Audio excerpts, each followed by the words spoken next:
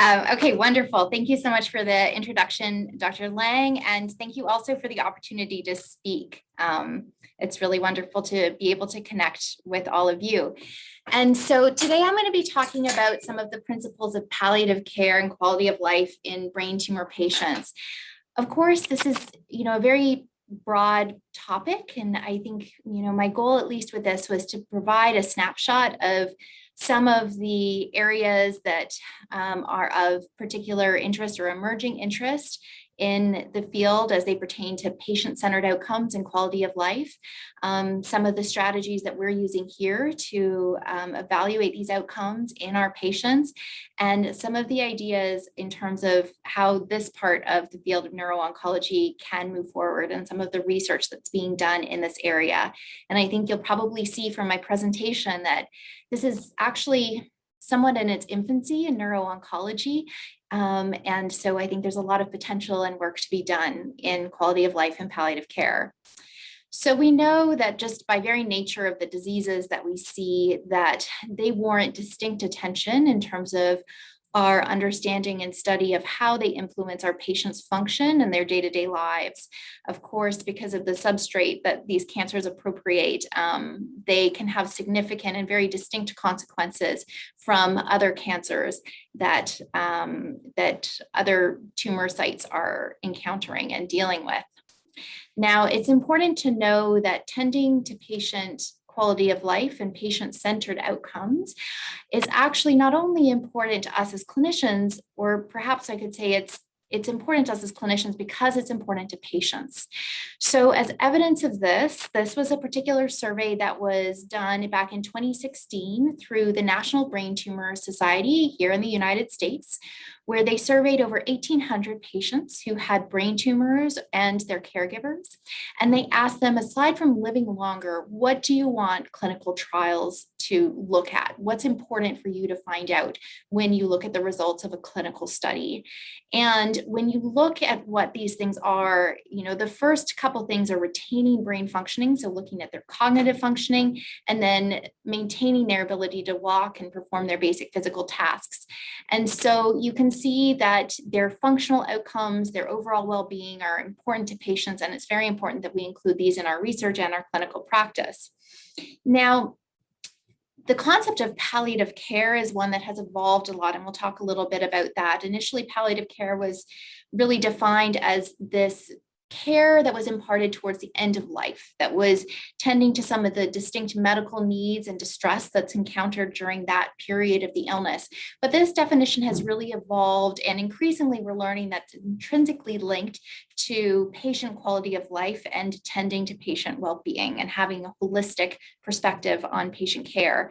And so palliative care, really in its current construct, involves psychosocial support, spiritual support, looking at the goals of the treatment and ensuring that we readdress and are on the same page as the patient with respect to the goals of the care, helping determine how they can get care within the community as well, supporting the family, providing support in particular to those that are caring for them, and then also looking at pain and symptom management.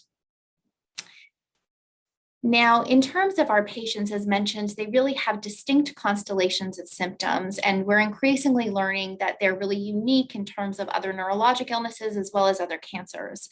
Not only do they have a lot of the symptoms that are associated with other malignancies, such as nausea, vomiting, and fatigue, but they also have more frequent cognitive deficits, motor deficits, and these also appear earlier.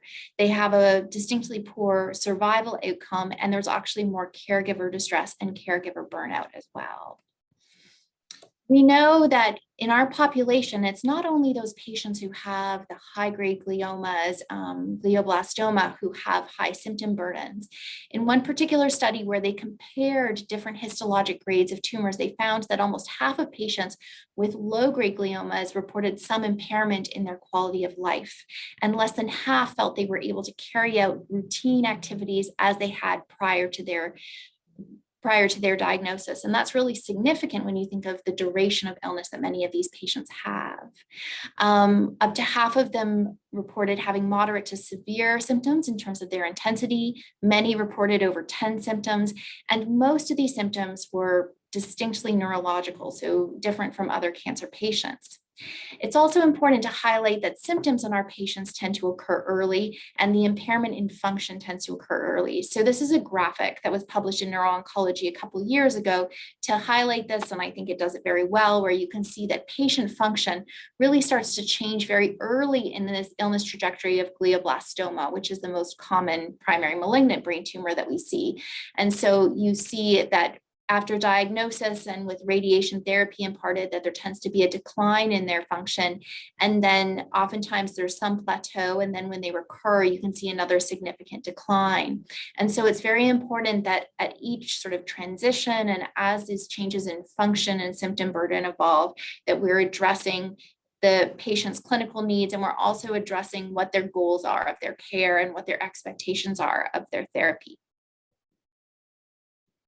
So one important tool that we're increasingly use to better understand how patients are impacted by their illness and by the treatments are patient-reported outcomes. So in short, patient-reported outcomes are really assessments that directly capture the symptoms and the reported quality of life of patients without us as clinicians interpreting those symptoms based on their verbal report. So there are various validated tools for different illnesses, including brain cancers, that allow us to capture the symptom constellations, to characterize them, and to evaluate the severity of the symptoms and their interference with day-to-day life so we can better understand what the patient experience is. We know that the patient's understanding of their symptoms and their treatment toxicity can and really should inform our therapeutic decision-making. And it's also important to incorporate these so that we have a better sense of how our treatments not only impact patient survival, but their overall outcome. So in terms of highlighting the significance of patient-reported outcomes, I think it's important to cite one of the landmark studies that was done in this area. So this was done out of Memorial Sloan Kettering, and this was not specific to CNS tumors. It was actually multiple different solid tumor sites where they enrolled patients who were on active anti-cancer treatment, so chemotherapy, and they randomized them to the intervention arm where they had regular patient-reported outcome tools administered electronically, where they asked them a battery of questions about their symptom burdens and quality of life, versus the control arm, which was really, standard of care. So checking in at the time of their clinic visits and us asking how they're doing. And so in terms of the outcomes they looked at the patient-reported quality of life, how often they were visiting the ERs, and their survival. And so what they found was actually very significant. So they found that these patients the patients in the experimental arm where they had the PRO assessments performed had significantly fewer ER visits than those that did not have those tools administered. And also they experienced a greater improvement in their quality of life over time on the study, which is something that's actually fairly atypical for many of our patients who are actively going through chemotherapy. And what's also particularly remarkable is that the people in the experimental arm lived 5 months longer. So this was a statistically significant improvement in patient outcome of survival. And there's multiple theories about why this may be the case. Were they able to identify toxicities of therapy earlier by actively inquiring? Did it facilitate the therapeutic relationship between the clinicians and the patients? Is it that function was improved because we were better able to manage symptoms? And were patients able to tolerate more treatment, and that's why they lived longer? And so I think this really brings to light the importance of routinely inquiring about patient symptoms and quality of life, and emphasizes the potential role for these standardized tools to do so. One of the tools that we commonly use in brain cancer patients, and obviously, I'm biased because I trained here and I work here, is the MD Anderson Symptom Inventory Brain Tumor Module. So this is a tool that takes less than 5 minutes for patients to complete. And basically they ask a series of questions about their symptoms, the severity of those symptoms, and then also how those symptoms interfere with their day-to-day life. And they're supposed to specifically comment on how those symptoms were within the last 24 hours. Now, this is, of course, not the only tool that does this and not the only validated tool in patients with brain tumors, but it's nice because it's actually relatively short compared to other tools and well validated in both brain metastases and primary brain tumor populations. Now, we've actually started integrating this in terms of the care that we provide in our clinics. So one of the programs that was rolled out in our Brain and Spine Center last year was having patients be provided a link to complete this tool prior to their clinic visits. So we have a sense of their clinical symptoms, and any particular issues that are arising before we actually see them in the clinic. And this also gives us the opportunity to monitor their symptom burdens over time. So for instance, this is one particular example, a de-identified example of a patient where you can see there's various questions. For instance, your weakness or tingling, how bad is it at its worst? And you can see the patient goes from a 3 out of 10 to an 8 out of 10. And you can see that there's several symptoms that have increased in severity over time. And so this is just one, tool that we're currently using to try and facilitate our monitoring of patient symptoms and quality of life as they go through the illness trajectory. And then, of course, there's the question of not only identifying symptoms, but how do we actually manage the symptoms themselves? And this is something that, of course, I'm, given the time constraints, I'm really not going to be getting into in this particular talk. There's lots of potential modalities for us to do so. Of course, there's anti-tumor therapies that can have a clinical benefit in terms of symptoms for some patients. And then, of course, there's also the possibility that some anti-tumor therapies do the opposite. Corticosteroids are an important tool that we have to try and manage cerebral edema, but of course they come with their own host of toxicities. And then also something that I think are becoming increasingly important, and we're valuing more and more, the importance of rehabilitation, cognitive exercises and treatment, and then also tending to the psychological distress that our patients and their caregivers have. Now, moving into the topic of palliative care in particular, I think it's important to highlight how the idea of palliative care has evolved. So for instance, here you see the definition from the World Health Organization that was just over 30 years ago, where it cites that it's concerned with quality of life and comfort before death. And then this was revamped just over a decade later, talking about patients who have a life-threatening illness and looking at a constellation of symptoms, including the psychological, the spiritual, as well as the physical distressing symptoms that happen in patients who have these severe illnesses. And so this actually leads into another topic, which is the idea of early integration of palliative care. And so the classical model is really that as patients become more advanced with their cancer, that's when you consider integrating palliative care. It might be when anti-tumor treatment stops or slightly before that, but increasingly there's interest and emphasis on integrating palliative care from the beginning of a diagnosis of advanced cancer. And so that there's sort of an evolution where it becomes of increasing importance with time as opposed to a later introduction of the concept entirely. Now, what's interesting is some of the data to support early integration of palliative care in my mind. So this is one of the seminal studies in this area, which was conducted out of the Massachusetts General Hospital. And what they did was they took 151 patients who had a diagnosis of metastatic non-small cell lung cancer, and they randomized them to either have early palliative care, so basically an early palliative care visit, and then they had follow up with a palliative care team versus standard of care. So the treating team could refer them to palliative care when they felt it was indicated, but they did not have to do it from the get-go. And they looked at various outcomes, which we'll discuss. And in terms of what the palliative care clinicians were told to do, they were asked to focus on quality of life, symptom burden, mood, discussing their overall survival and prognosis, and also to address what aggressiveness the patient would want in terms of the care at end of life. And so what they found was actually really quite remarkable. So you can see that the primary outcome here was the mean change in terms of quality of life index. So this is a conglomerate score between multiple patient-reported outcome tools, and you can see that it was significantly better at the 12-week mark, which was the time of measure for the primary outcome in the early palliative care group, as opposed to those that just had standard of care. You can also see that the patients who had early palliative care had significantly lower scores in terms of the following scales for evaluating affective and emotional distress. So looking at depression and anxiety, they had much lower ratings than those that just had standard of care.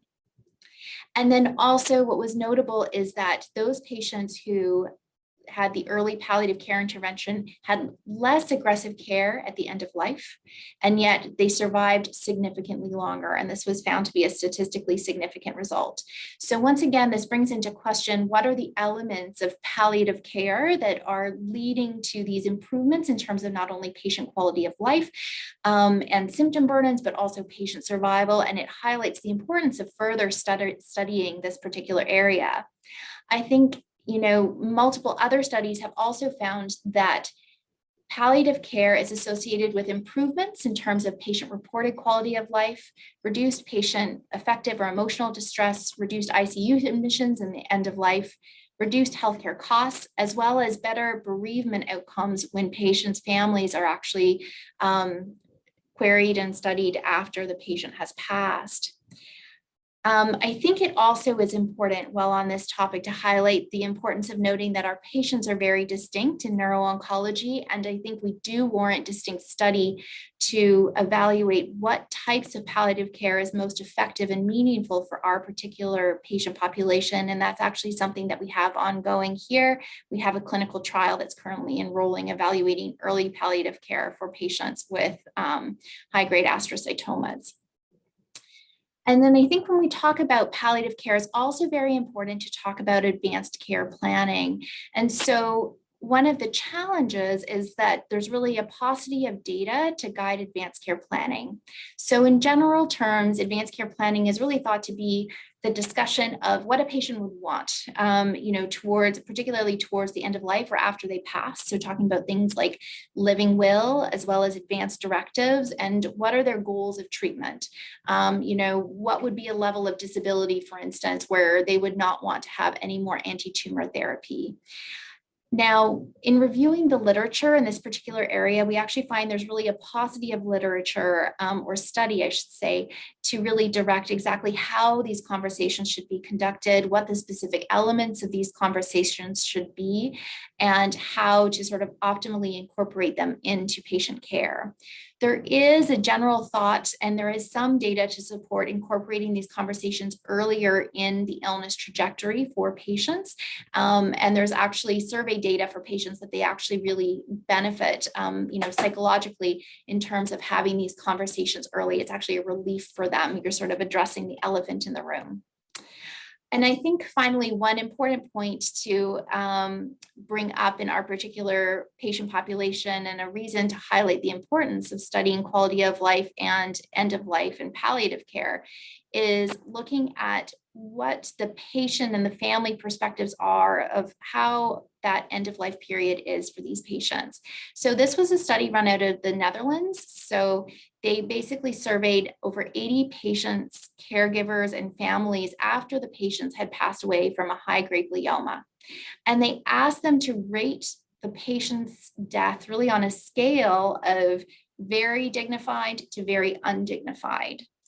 And as you can see here, about 2/3 of patients' families rated the patient's death as dignified, but that's still, while that's the majority, there's still a significant portion where their families do not feel that it is a dignified death, which I think highlights the importance of the work we have to do in this area. Now, some factors that were associated with a greater patient-family rating of dignity after death were having better end-of-life decisions explained, having earlier discussions around end-of-life care and advanced directives, having the absence of a communication or a language deficit specifically for the patient, having the patient be deceased at their preferred place of death, so whether it's at home or in hospital, and no transition in terms of the healthcare setting within 1 month of death. So I think this was really just a primer about some of the current literature in this area, and I think moreover highlights the importance of all the work that's to be done in this area. We know that quality of life outcomes are increasingly recognized as valuable clinical endpoints, but also important endpoints to incorporate in terms of research and things that we should be looking at when we evaluate clinical research. They can facilitate the provision of comprehensive patient-centered care to our patients with brain tumors. We do, of course, need to do more systematic and prospective study in terms of the palliative care needs of our population and how palliative care can optimally be delivered for our patients. We know we need to better study the end-of-life period in brain tumor patients because at this time it's relatively poorly characterized. And then, of course, devising optimal models for integration of palliative care and addressing also health disparities in this particular area warrant further dedicated study. So thank you very much for listening. I am happy to take any questions.